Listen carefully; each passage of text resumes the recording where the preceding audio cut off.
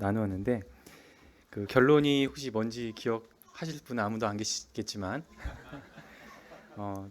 저는 이렇게 녹화를 잘 해주셔가지고 제가 이렇게 다시 한번 이제 보면서 우리 주님께서 다 이루셨다 이렇게 하셨기 때문에 모든 것이 다 끝났고 그리고 우리의 매일의 날들이 이제는 안식일이다라는 것이 이제 결론이었습니다. 그리고 제가 여호와의 그 7절기에 대해서 지금 쭉 공부하면서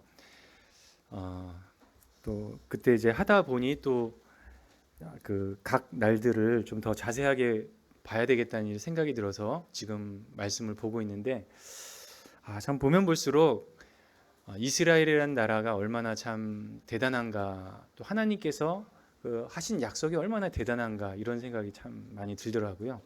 그리고 이스라엘 한번 가야겠어요.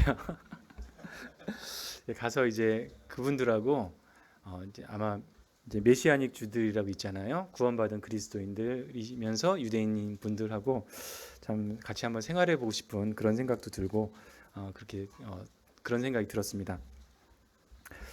저희들이 지금 그 지난번까지 그 다니엘에 대해서 이제 공부를 하지 않았습니까? 그래서 저희들이 이 다니엘서를 보면서 이스라엘이 어떤 위치에 있는가 그것을 저희들이 많이 연구를 했습니다. 그런데 이제 1948년 5월 14일 거기 그때가 이제 이스라엘이 건국한 때인데 그 이전까지는 이제 이스라엘이 그 구약엔 나오고 그 민족은 있지만 건국이 되지 않았었거든요.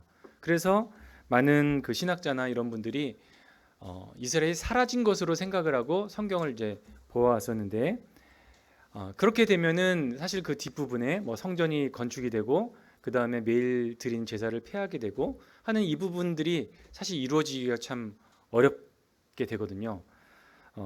그랬는데 1948년도에 이제 이스라엘이 건국을 하면서 이제 그 성전이 이루어질 수 있고 그 다음에 그런 약속이 이렇게 성취가 되는 것들을 너무 가깝게 보게 되니까 많은 신학자들의 의견도 바뀌었다 이런 것을 제가 이렇게 들은 적이 있는데 그것을 보면은 그 하나님께서 그 이루시는 일이 얼마나 대단한가 저희들이 너무 잘 알고 있지 않습니까? 이스라엘이 굳이 거기 모일 필요가 없었는데 또 많은 핍박을 받았지만 또 안정된 가운데 그 유럽이라든가 이런 데서 잘 사는 사람들이 있었는데 그 사람들이 다시 그 이스라엘로 가야만 하는 그런 그 상황들을 하나님이 다 만들어 놓으시고 이루어 주셨다.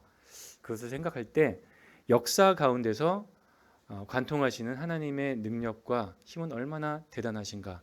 그리고 그분이 우리의 매일의 일상 가운데서도 역사하신다. 또 우리의 기도를 응답하시고 들어주시고 동행하신다. 이것이 얼마나 놀라운가를 다시 한번 또 생각할 수 있었습니다. 이제 6월절 무교절에 대해서 한번 저희들이 나누려고 하는데요. 12장 14절 1절에서 14절까지 한번 교독을 하겠습니다. 제가 먼저 읽고 형제 자매들이 두 번째 줄 읽고 저를 읽고 이렇게 하시면 좋겠습니다. 출애굽기 12장 1절부터 14절입니다.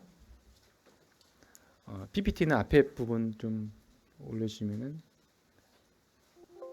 네. 자, 읽겠습니다.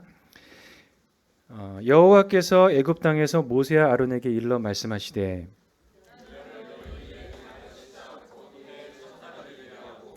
너희는 이스라엘 온 회중에게 말하여 이르라 이달 열흘에 너희 각자가 어린 양을 취할지니 각 가족대로 그 식구를 위하여 어린 양을 취하되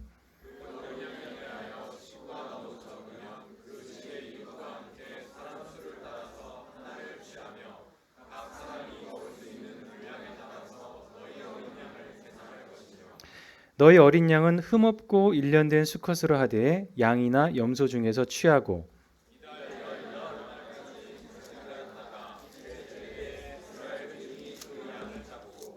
그 피를 양을 먹을 집 좌우 문설주와 임방에 바르고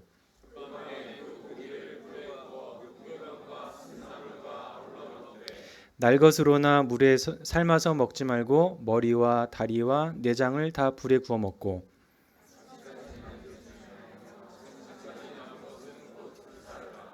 너희는 그것을 이렇게 먹을지니 허리에 띠를 띠고 발에 신을 신고 손에 지팡이를 잡고 급히 먹으라. 이것이 여호와의 유월절이니라.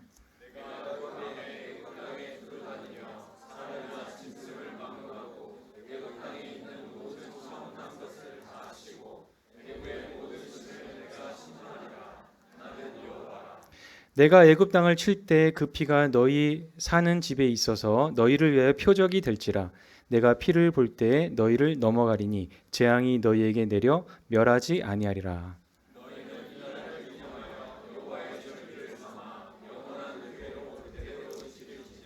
네, 아멘. 감사합니다.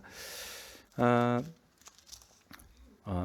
12장에서 보시면 드디어 하나님께서 유월절을 명하십니다. 근데 이 말씀들을 저희들이 볼 때 일단은 그 당시 그때 상황을 저희들이 잘 이해해야 하고 그 다음에 저희들이 너무나 잘 아는 것처럼 구약의 모든 것들은 그리스도에 관련된 그림자라고 하는 것을 알 수 있습니다. 그래서 신약적인 해석이 분명히 이제 필요합니다. 그래서 유월절을 주님께서 말씀을 하셨는데 유월 사실 오히려 지금 세대는 유월이란 말보다 패스오버란 말이 조금 더 친숙할지 모르겠습니다. 동일한 뜻입니다. 그 위로 지나친다. 피를 보실 때 그 죽음의 사자가 그 집을 넘어간다. 지나서 넘어간다. 이것이 이제 유월이라고 하는 그 의미입니다. 그런데 결론적으로 이 유월절이 그림자인데 어떤 것의 그림자냐? 제가 찾아서 읽어드리겠습니다. 고린도전서 5장 7절에 보면은 우리의 유월절 양 곧 그리스도께서 희생되셨느니라 이렇게 기록하고 있습니다. 그래서 유월절은 또 유월절에 관련된 모든 것들은 바로 그리스도다. 우리의 유월절 양 그리스도가 희생되셨다 이렇게 되어 있습니다. 흠정역에서는 이제 양이란 말 대신에 그냥 우리의 유월절 그리스도 이렇게도 표현이 되어 있습니다. 그래서 이 출애굽기 12장에 나오는 유월절에 관련된 모든 내용들은 바로 우리 그리스도께 대비되고 그 사실들은 관련이 되어 있다. 그래서 저희들이 유월절을 잘 살펴보면은 그리스도께서 우리를 이루어주신 것이 어떤 내용인지를 잘 알 수 있다라는 그런 의미라는 것을 저희들이 알게 됩니다. 그러면 1절부터 제가 한번 천천히 한번 보도록 하겠습니다. 여호와께서 애굽 땅에서 모세와 아론에게 일러 말씀하시되 저는 이 애굽 땅이라는 말이 참 좋았습니다. 하나님께서 최초로 어떻게 보면은 가나안이 아닌 그쪽에서 말씀을 하시는 부분이라는 생각이 듭니다. 하나님 온 세상은 하나님의 것입니다. 하나님께서 또 우리 대한민국에서도 말씀하시고 특별히 또 애굽 땅은 어떤 땅이냐? 바로 이스라엘 자손이 노예 생활을 하는 그 장소입니다. 그리고 이 죄의 노예라고 하는 것 이것은 그 죄의 어떤 그 굴레와 그 힘 아래에 있다라고 하는 것이죠. 거기서 우리를 구원하시기 위해서 이스라엘 백성들을 구원하시기 위해서 말씀을 하셨다는 것입니다.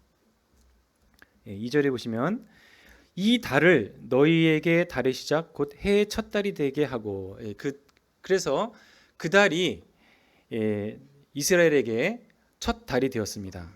그래서 이스라엘의 1월이 이때고 이제 아비벌이라고 하는데 나중에 이제 니산월이라고 하는 이름으로 이제 바뀌었다고 합니다. 그래서 이 달이 이제 첫 달이 되고 3절에 보시면 너희는 이스라엘 온 회중에게 말하이르라 이달 열흘에 너희 각자가 어린 양을 취할지니 각 가족대로 그 식구를 위하여 어린 양을 취하되 그 어린 양에 대하여 식구가 너무 적으면 그 집의 이웃과 함께 사람 수를 따라서 하나를 취하며 각 사람이 먹을 수 있는 분량에 따라서 너희 어린 양을 계산할 것이며. 네. 그래서 이 양을 취하는데 1월 10일 날 양을 취합니다. 근데 취하는데 먹을 수 있는 이 분량에 대해서 취하고, 너무 식구가 적으면 다른 가족하고 같이 이렇게 먹을 수 있는 그 분량으로 이렇게 취하라고 합니다. 양이라고 하는 것은 우리는 한국 사람들은 좀 보기가 어렵지만 이스라엘에서 양은 너무나 자연스럽고 가까이 있고 얻기 쉬운 그런 가축이라고 하는 것을 알 수가 있습니다. 그리고 이 양 한 마리를 잡으면은 대략 한 성인 10명 정도가 식사를 할 수 있다라고 합니다. 그러니까 뭐 한 가족에 뭐 3명 정도밖에 없는데 양 한 마리를 잡으면 너무 남고 버리는 게 많이 생기지 않습니까? 자, 그러니까는 그 양을 취해서 한 뭐 3가정이 먹을, 세 사람이라면은 뭐 3가정, 뭐 아니면 2가정이 합쳐서 이 양을 이제 먹는다는 것이죠. 자, 그것은 바로 우리 주님께서 넉넉하게 각 사람에게 주시는 그 식량이 되어진다, 생명의 양식이 되어진다라고 하는 것을 여기서 이제 볼 수가 있습니다. 5절에 보시면 너희 어린 양은 흠없고 일련된 수컷으로 하되 양이나 염소 중에서 취하고. 주님께서 이때 무슨 소를 한 마리씩 취해라 이러면 힘들고 어려울 수도 있는데 양이나 또 염소를 이렇게 취하라고 이렇게 하셨고, 일련된 수컷이라고 되어 있습니다. 그래서 보통 어린 양이라고 할 때는 1년 이내라고 얘기하고, 보통 1년 정도 되면은 양은 생식을 할 수가 있습니다. 벌써 이제 사람으로 치면 성인이 된 거죠. 그래서 다 큰 그런 어린 양을 이제 취해라라는 그 의미입니다. 그리고 이달 열 나흔 날까지 간직하였다가 해질 때에 이스라엘 회중이 그 양을 잡고, 이렇게 기록이 되어 있습니다. 그래서 14일 날까지 이제 간직을 하는 것입니다. 그래서 이것은 우리가 그리스도를 통해서 어떤 것을 볼 수 있냐면 우리 주님께서 성인으로서 이제 활동하시는 그 모습을 볼 수가 있습니다. 그리고 열을 1월 10일 날 딱 택하고 이런 우리에 가가지고 어느 것을 이제 1년 된 그 수컷 중에서 이렇게 고르는 거죠. 고르면서 어느 것을 고를까 이렇게 이놈 하다가 저것을 골라야겠다. 그래서 1월 10일 날 딱 택하고 4일 동안 그 양을 또 보는 것입니다. 그래서 4일 동안 무엇을 할까? 그 양이 정말 흠이 없는지, 어떤 문제가 있는지 이런 거를 잘 살피고 그런 것이 없다라고 했을 때 이제 그 양을 잡게 되는 것이죠. 그것은 우리 주님께서 사람들에게 역시 검증이 되는 그 모습을 볼 수가 있습니다. 자, 우리 주님은 우리의 눈으로 볼 때도 점과 흠이 없는 그런 분이시라고 하는 것을 너무나 잘 알고 있습니다. 세상에 많은 뭐 교주나 뭐 이런 사람들 보면은 정말 그 죄인들의, 저도 괴수지만은 더 악랄하고 그런 모습들을 저희들이 너무나 많이 자주 볼 수 있지 않습니까? 근데 우리 주님은 그런 것이 전혀 없는, 점과 흠이 없으신 분이라고 하는 것을 그 삶으로서 보여주고 있습니다. 해질 때 그 양을 잡습니다. 그리고 그 피를 양을 먹을 집 좌우 문설주와 임방에 바르고. 그래서 해질녘에 그 양이 죽임을 당하는데, 우리 주님께서 흔히 알려지기를 오전 9시에서 이제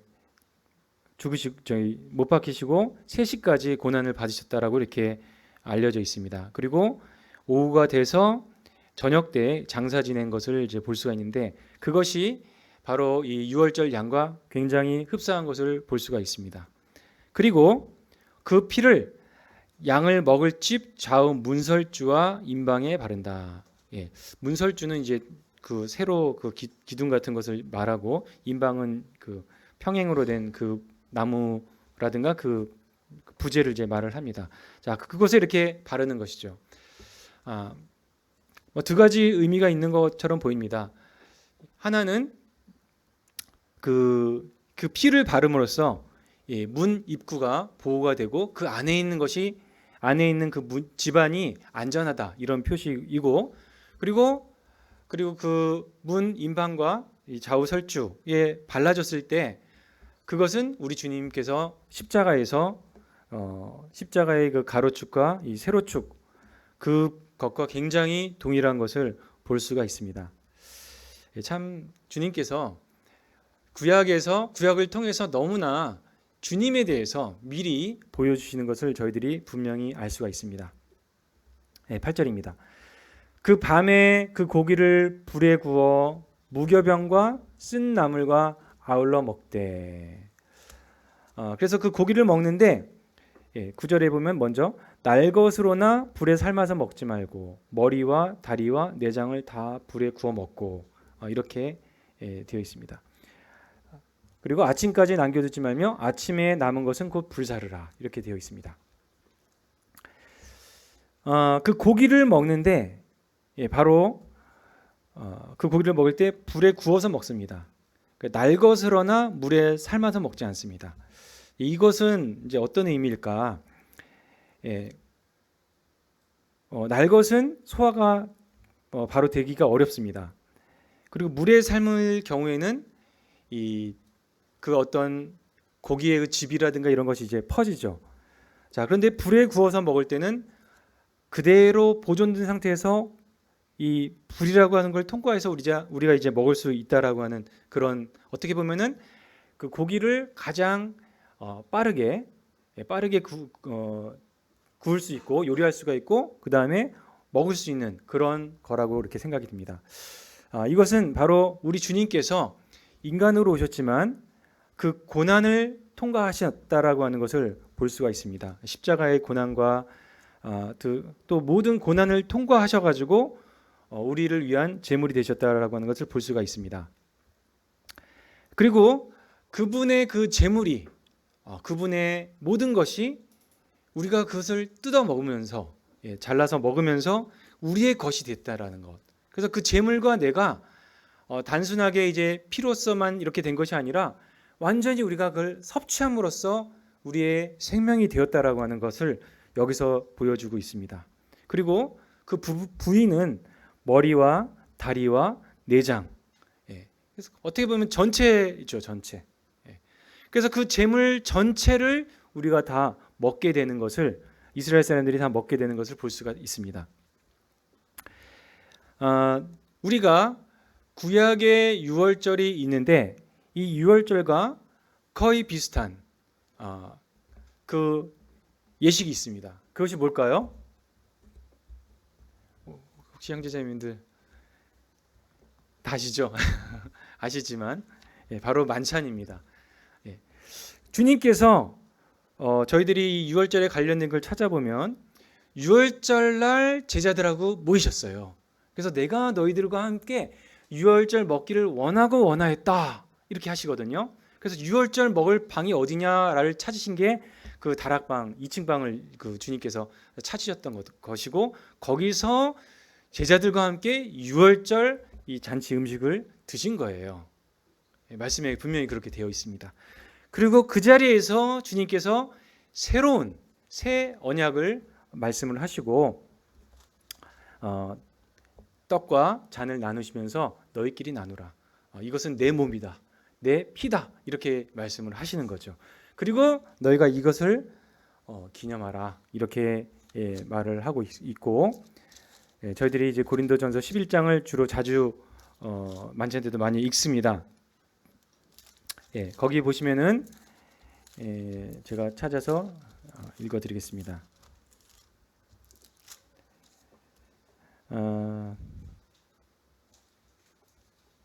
11장 23절에 보면은 내가 너에게 전한 것은 주께 받은 것이니 곧 주 예수께서 잡히시던 밤에 떡을 가지사 축사하시고 떼어 이르시되 이것은 너희를 위하는 내 몸이니 이것을 행하여 나를 기념하라. 식후에 또한 그와 같이 잔을 가지시고 이르시되 이 잔은 내 피로 세운 새 언약이니 이것을 행하여 마실 때마다 나를 기념하라. 그래서 구약의 유월절은 바로 우리에게 주신 이 신약의 그 만찬, 만찬의 그 많은 내용들을 그림자로 보여주고 있다라고 하는 것을 저희들이 볼 수가 있습니다. 그래서 만찬은 저희들은 이제 유월절을 지키지 않습니다. 주님께서 명하신 만찬을 저희들이 행합니다. 행하면서 우리는 무엇을 하냐? 나를 기념하라. 그래서 우리가 이 만찬 때에는 모여서 무엇을 하는 것이냐? 바로 그리스도를 기념하는 것입니다. 그래서 모든 우리의 포커스, 중심은 그리스도에게 맞춰져 있습니다.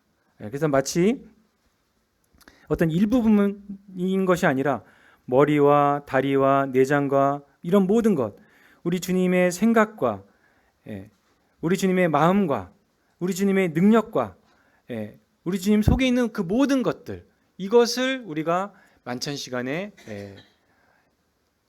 유월절을 이스라엘 사람들이 지키면서 먹듯이 저희도 만찬 시간에 우리 주님을 먹는 것입니다.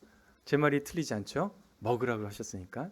그래서 우리는 이 떡을 가지고서 주님께서 이 당신의 몸 그리고 잔을 가지면서 주님께서 이루신 그 피, 그것을 우리가 그냥 보고만 있는 것이 아니라 우리끼리 나누고 그것을 먹습니다.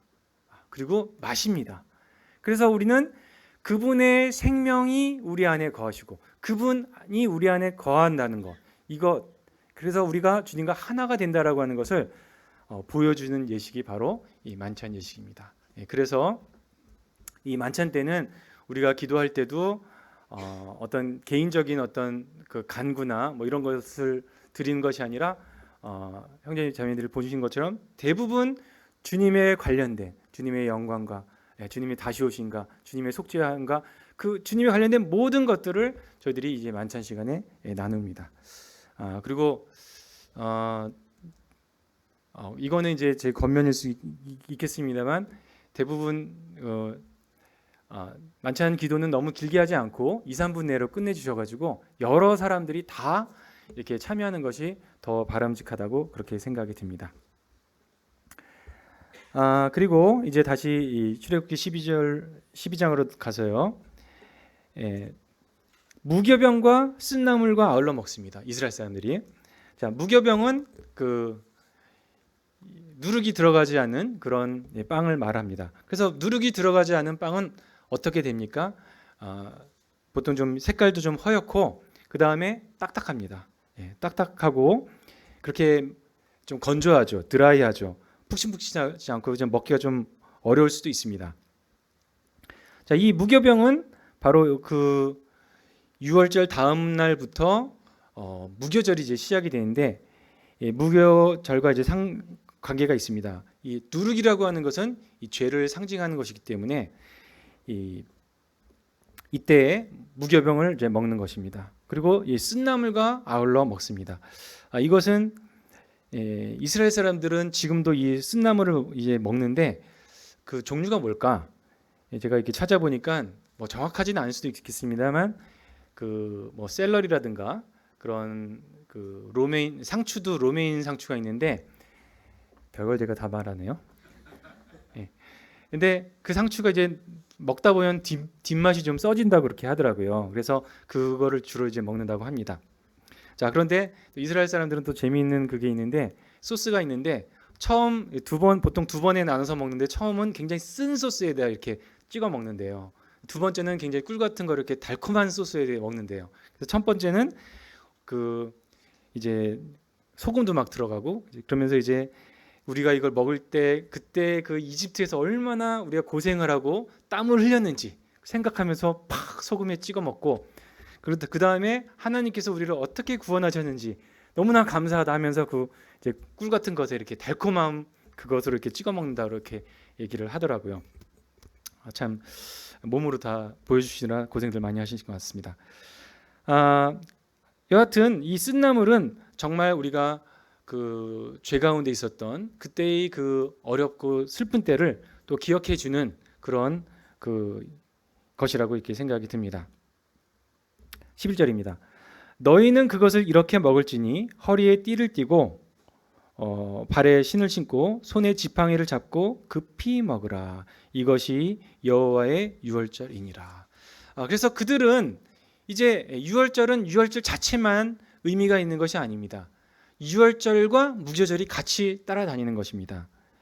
그래서 우리 성도들의 삶도 마찬가지입니다. 우리가 구원만 받고 야 됐어 난 구원 받았으니까 이제 내 마음대로 살아 이렇게 살아가는 것이 아닙니다.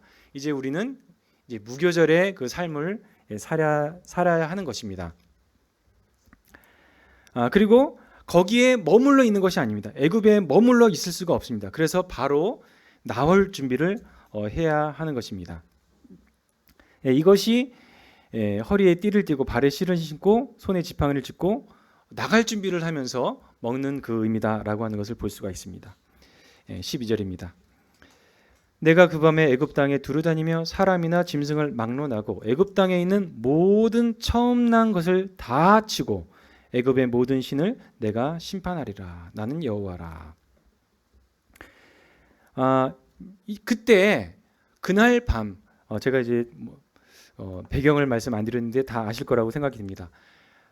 모세를 보내셔서 하나님께서 애굽을 치시는데 9가지 재앙을 치셨어요. 그래서 9가지 재앙을 치시면서 뭐 나일강이라든가 팔이라든가 뭐 여러 가지 그 이라든가 이런 걸 다 주님이 사용하셔서 이렇게 하셨잖아요. 근데 그것이 그 당시에 뭐 개구리라든가 이런 게 있는데 그 당시 애굽에서 우상으로 섬기는 우상 신들의 어떤 종류였다는 거예요. 그래서 하나님께서 그것을 다 그 애굽을 공격하는 것으로 보여주시면서 야 너희들이 그 섬기는 게 다 신이 아니야라고 하는 그것을 이제 보여주신 것이 모든 신을 이제 심판하셨다는 그런 의미입니다. 그리고 마지막으로 자 이제 경고는 하시죠. 이렇게 할 거야. 그날 밤에 모든 장자들이 죽을 텐데 빨리 우리를 보내.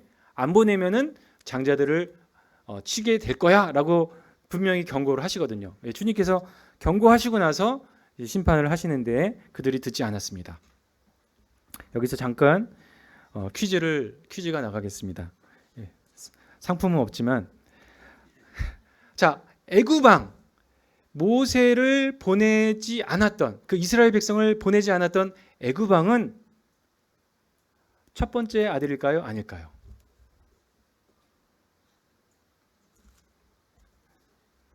답변은 다 아시겠죠, 그죠?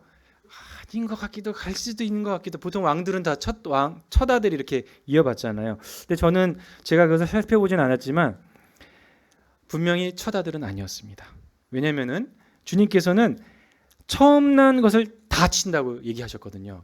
그래서 제가 옛날에 어릴 때는 그냥 좀 뭐 30세 이하의 어린 아이들 이렇게 생각을 했는데 그거는 아닌 것 같아요. 그런 제한이 없습니다.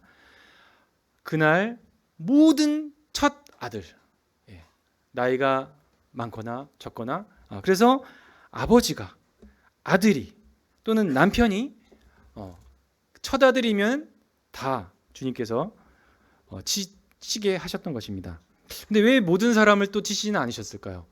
그거는 주님의 하나님은 너무나 자비하시고 그들이 이렇게 돌이키는 게 이제 목적이었지 그들을 다 제하시는 것이 이제 목적은 아니셨거든요. 그들에 대한 그런 그 심판은 나중에 7년 대환란 때 이루어집니다. 그러나 그 모든 심판의 이유는 그리고 목적은 그들이 회개해서 돌이키는 것이 하나님의 목적이셨기 때문에 하나님께서는 뭐 그렇게도 하실 수 있었지만 그렇게 안 하시고 그들에게 증인으로 또 돌아오도록 이렇게 기회를 주신 것입니다. 근데 참 굉장히 두려운 것이라고 하는 것을 볼 수가 있습니다. 13절입니다. 내가 애굽 땅을 칠 때 그 피가 너희의 사는 집에 있어서 너희를 위하여 표적이 될지라. 내가 피를 볼 때 너희를 넘어가리니 재앙이 너희에게 내려 멸하지 아니하리라. 그래서 그때 추정컨대 약 60만 마리의 양이 죽임을 당했을 것입니다. 제가 별거에 참 관심이 많아가지고 그 양 한 마리가 죽으면은 피가 얼마나 나올까 이렇게 또 물어봤어요. 그랬더니 한 3.8리터 정도가 나온대요. 그럼 곱하기 이제 60만 마리 하면은 어느 정도가 되냐면은 올림픽 수영장이 가로가 25m, 세로가 5m, 깊이가 2m인데 그거를 채울 수 있을 정도의 그 액체의 양이 된다는 거예요. 정말 어마어마한 그 양들이 그때 죽었다라고 하는 것을 볼 수가 있습니다. 그래서 정말 모든 이스라엘 사람들을 위해서 넉넉하게 그렇게 그 양들이 죽었음을 볼 수 있습니다. 그것은 또한 그리스도께서 우리를 위해서 얼마나 위대하고 정말 모든 사람들을 위한 그 피를 십자가에서 우리의 죄를 대속해서 흘려주셨는가 하는 것을 볼 수가 있습니다. 15절입니다. 거기는 제가 읽어드리겠습니다. 너희는 이레 동안 무교병을 먹을지니 그 첫날에 누룩을 너희 집에서 제하라. 무릇 첫날부터 일곱째 날까지 유교병을 먹는 자는 이스라엘에서 끊어지리라. 무교절이죠. 너희는 무교절을 지키라. 이날에 내가 17절입니다. 너희 군대를 애굽 땅에서 인도하여 냈음이라. 그러므로 너희가 영원한 규례를 삼아 이날을 지킬지니라. 첫째 달 그날 열 나흘 저녁부터 20일 저녁까지 너희는 무교병을 먹을 것이요 이래 동안은 누룩이 너희 집에서 발견되지 아니하도록 하라. 무릇 유교물을 먹는 자는 타국이든지 본국에서 난 자들인지 막론하고 이스라엘 회중에서 끊어지리니 너희는 아무 유교물이라도 먹지 말고 너희 모든 유하는 곳에서 무교병을 먹을지니라. 사실 이렇게 말씀을 제가 읽어드렸는데 이게 무슨 말이야 할 수도 있을 것 같습니다. 그래서 저도 좀 공부를 좀 해봤는데 누룩이 이제 어떻게 생겼는지도 잘 몰라요. 저는 본 적이 없습니다. 가까이에서는 이제 말씀에 나오니까 이스트. 그래서 이제 가게에 가면은 저희들이 빵을 만드는 재료가 있죠. 이스트, 가루 이스트가 있음. 드라이 이스트라고 이제 그 조그만 그 팩에 나와 있잖아요. 근데 그거를 어떻게 만드냐 찾아봤더니 밀이라든가 어떤 쌀 같은 거 그런 거를 이렇게 이제 도우를 만듭니다. 이렇게 뭉치를 만들어 가지고 그거를 이렇게 잘 이렇게 덩어리를 만든 다음에 물론 좀 제가 정확하게도 얘기를 못 드릴 수도 있습니다. 그거를 따뜻한데 뭐 화덕이라든가 이런데 따뜻한데 이렇게 놔두면은 그게 자체 발효가 된대요. 그럼 이제 공중에서 여러 가지 그 누룩 성분이 있는 이제 효모라든가 뭐라든가 이런 것들을 얘가 자연적으로 채집을 하고 그리고 거기서 이렇게 더 곰팡이가 이렇게 자라는 것이 그런 곰팡이들 이렇게 자라면 그걸 나중에 뭐 열흘 정도나 있다가 그것을 겉에 이렇게 털면은 그게 뭐가 되냐면은 그게 누룩이 된대요. 너무 귀중한 지식을 얻으셨죠? 그래서 그 누룩을 이렇게 모아다가 빵 같은 데 놓고 이렇게 또 뭐 하면은 그게 술도 될 수 있고 이렇게 되는 거라. 그게 누룩이랍니다. 그래서 저는 이제 말씀해 보면은 처음에 누룩이 너희 집에서 발견되지 아니하도록 하라 했으니까 이제 무교절이 딱 시작되면은 아니면 보통 이스라엘 사람들은 그러니까 6월절이 시작되면은 집안 청소를 깔끔하게 한다는 거예요. 그래서 그런 어떤 덩어리, 어떤 이스트 덩어리, 그런 누룩 덩어리가 발견되지 않도록 그거를 싹 치워버린다는 거예요. 대단하더라고요. 그러니까 그것이 싹 치워지고 나서 그럼 이제 그 집이 정결하게 되는 거죠. 그러면은 그 집에서 6월절 식사도 하고 이제 무교병도 만들고 하는 거죠. 그래서 무교병을 만들어서 이렇게 하면은 아주 이제 뭐랄까 깨끗한 그런 정결한 그런 이제 무교병이 된다라고 이렇게 합니다. 그러면은 앞으로 또 유교병이 필요할 때는 어떻게 하죠? 그때부터 키워야 되는 거죠.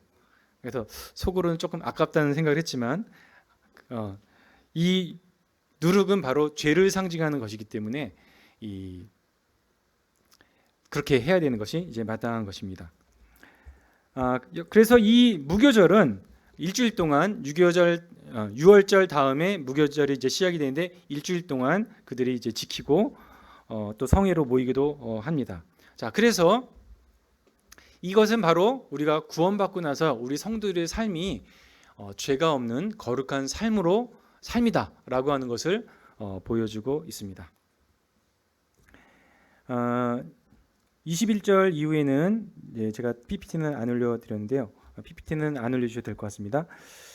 거기에 또 특이한 부분이 있습니다. 이제 모세가 이제 하나님께서 명하신 것을 조금 더 쉽게 실행할 수 있도록 말을 해주는데 22절에 우슬초 묶음을 가져다가 그릇에 담은 피에 적셔서 그 피를 문 인방과 좌우설치에 뿌리고 아침까지 한 사람도 자기 집 문 밖에 나가지 말라, 이렇게 말씀하셨습니다. 그래서 우슬초라고 하는 것을 그런 풀이 나오는데 또 좀 신기하지 않습니까?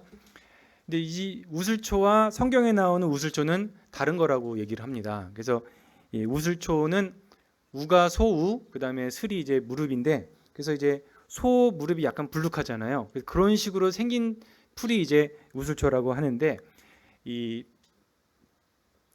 히브리 사람들에게는 이 우슬초라고 하면은 시리안 히솝 해가지고 이렇게 그런 이제 들판에 굉장히 흔히 볼 수 있는 이 잡초라고 합니다. 그래서 솔로몬의 지식에 대해서 얘기할 때 뭐 어디서부터 담벼락에 나는 그 우슬초까지 이렇게 되어 있거든요. 그래서 이 우슬초에는 또 보면은 털 같은 게 많이 있어가지고 이걸 묶음을 하면은 피가 잘 이제 묶여지는, 이렇게 묻을 수 있는 그런 재료라고 합니다. 그래서 이것은 정말 주님의 겸손하심, 낮으심, 참 비천한 사람의 몸으로 오신 주님을 또 저희들이 볼 수 있을 거라고 생각이 듭니다. 그리고 이제 이 유월절은 어떤 사람이 먹을 수 있냐? 43절에 보면은 여호와께서 모세와 아론에게 이르시되 유월절 규례는 이러하니라. 이방 사람은 먹지 못할 것이나 각 사람이 돈으로 산 종은 할례를 받은 후에 먹을 것이며 거류인과 타국 품꾼은 먹지 못하리라. 한 집에서 먹되 그 고기를 조금도 집 밖으로 내지 말고 뼈도 꺾지 말지며, 이렇게 되어 있습니다. 그래서 이 유월절은 아무나 그냥 먹고 막 이방 사람도 와가지고 그거 뭐 참석하겠습니다, 뭐 이렇게 할 수 있는 것이 아니라는 것입니다. 그래서 이 유월절 이 고기는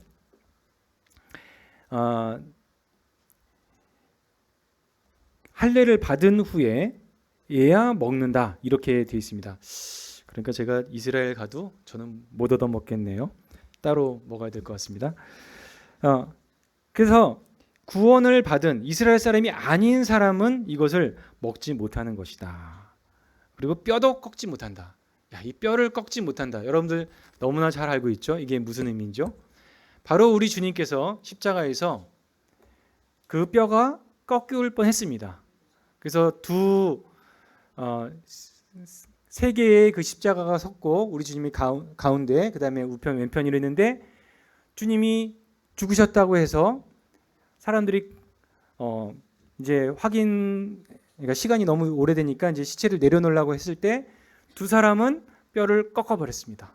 그래서 무릎 아래를 자르든지 해서 그렇게 되면은 이제 그 몸이 이렇게 확 매달리고 내려오면서 숨을 이제 완전히 못 쉬게 돼서 질식을 하게 된다고 합니다. 그 전까지는 이게 너무 이렇게 확 내려가니까 호흡기 쪽이 막혀가지고 발끝으로 올리면서 숨을 들이쉬고 이렇게 하다가 이제 그 발 자체가 이제 지지턱이 없어지면은 숨을 못 쉬게 돼서 이제 죽는다는 거죠. 그래서 주님께도 그렇게 하려고 했는데 가서 보니 이미 돌아가셔서 검시를 이제 창으로 이제 했었죠.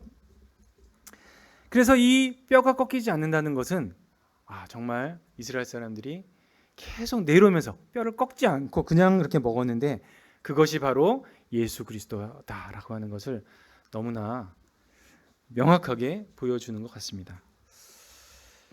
모르겠습니다. 이스라엘 사람들 가서 자, 당신들 봐봐, 뼈 안 꺾었잖아. 우리 주님이 뼈가 안 꺾인 거야. 그분이 이분이야. 이렇게 얘기하면 믿을는지는 모르겠습니다.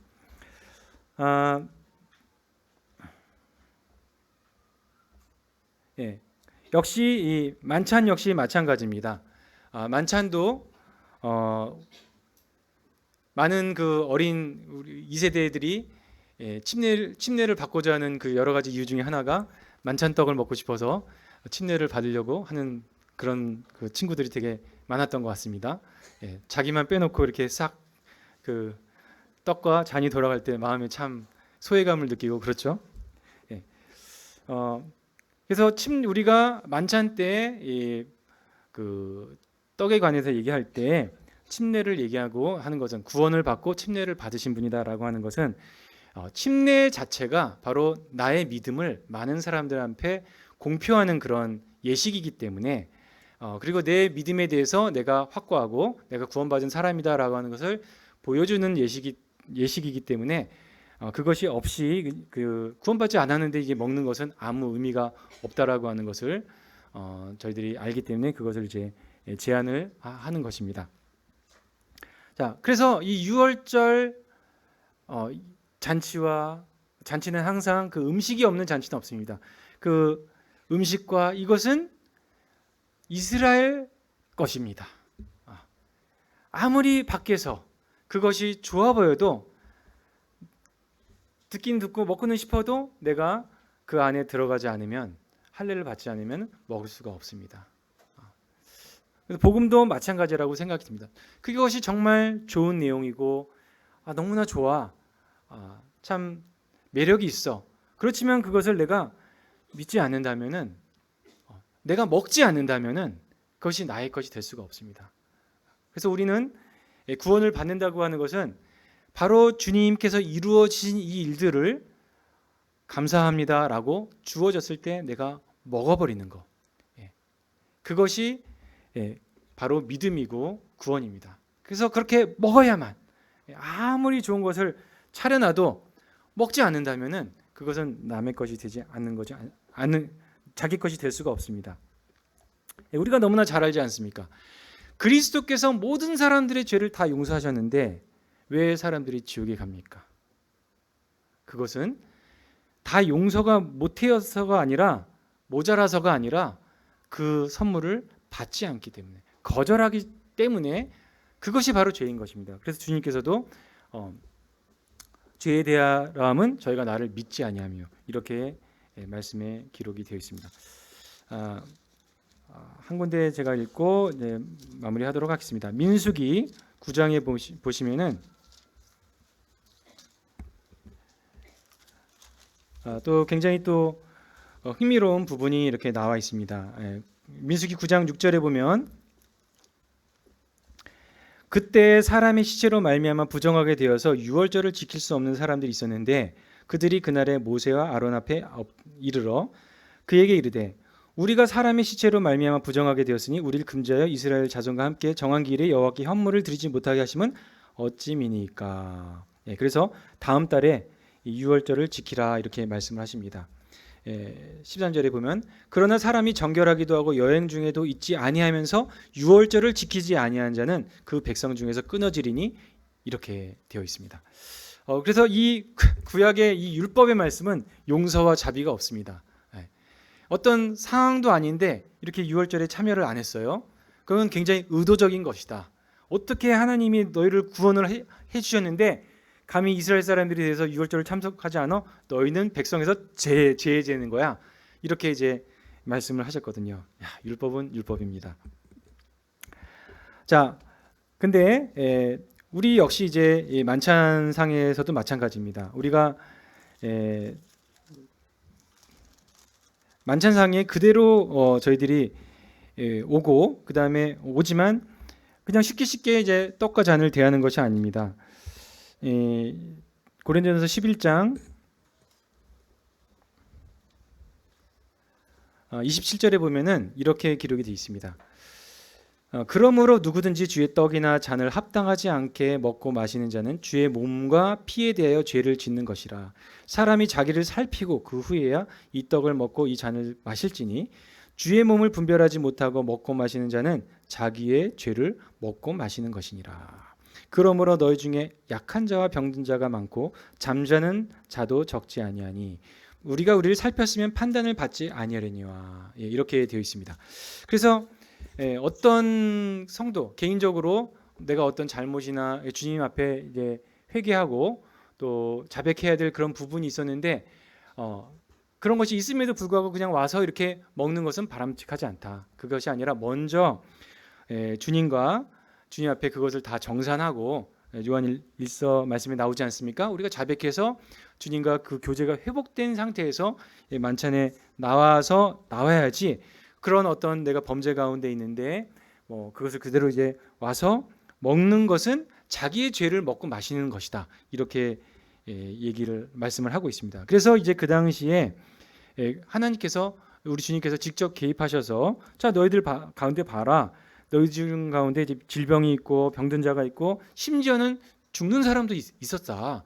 그 이유는 뭐냐면은 너희들이 그러한 해결되지 않은 그런 부분들이 있었는데 그것을 그대로 가지고 와서 그냥 아무것도 아닌 것처럼 이렇게 먹고 마시고 했을 때 하나님께서 징계를 하신 것이다. 우리가 계시록에 보면은 주님이 또 징계하시고 치리하시는 부분들이 이렇게 나오지 않습니까? 그래서 참 너무나 우리에게 기쁨이 되고 놀라운 것이지만 이것은 또한 두려운 기쁘면서도 두려운 그런 장소고 이런 예식이라고 하는 것을 저희들이 알게 됩니다. 참 이스라엘 사람들은 그 이스라엘에 모이지 못했을 때 그 외국에 가 있는 경우가 참 많이 있잖아요. 외국에 사는 경우가 많고 그때마다 유월절이 끝나면 이런 얘기를 한다고 합니다. 내년은 예루살렘에서 이렇게 내년은 예루살렘 가서 우리가 말씀이 돼 있잖아요. 1년에 3번씩 가라고 돼 있는데 거기서 유월절을 지킬 거다 이렇게 말을 한다고 합니다. 참 아련하긴 한데 우리 성도들은 어떻습니까? 저는 그런 생각을 자주 해봤습니다. 오늘만 만찬이 아니라 매일이 만찬이고 매일 내가 주님을 기념하면서 살아가면 참 좋겠다. 그런 소망을 가지고 출발은 합니다. 출발을 하는데 다시 이제 다시 돌아와서 그렇지 못할 때가 참 많이 있지만 이 만찬은 얼마나 우리에게 새로운 또 다시 힘과 출발이 되는지 주님을 우리가 먹고 마시면서 주님으로 말미암아 생명을 얻고 또 나갈 수 있는 그런 힘이 된다라고 하는 것을 매번 경험할 수가 있습니다. 주님의 은혜 감사드립니다. 기도하고 마치겠습니다.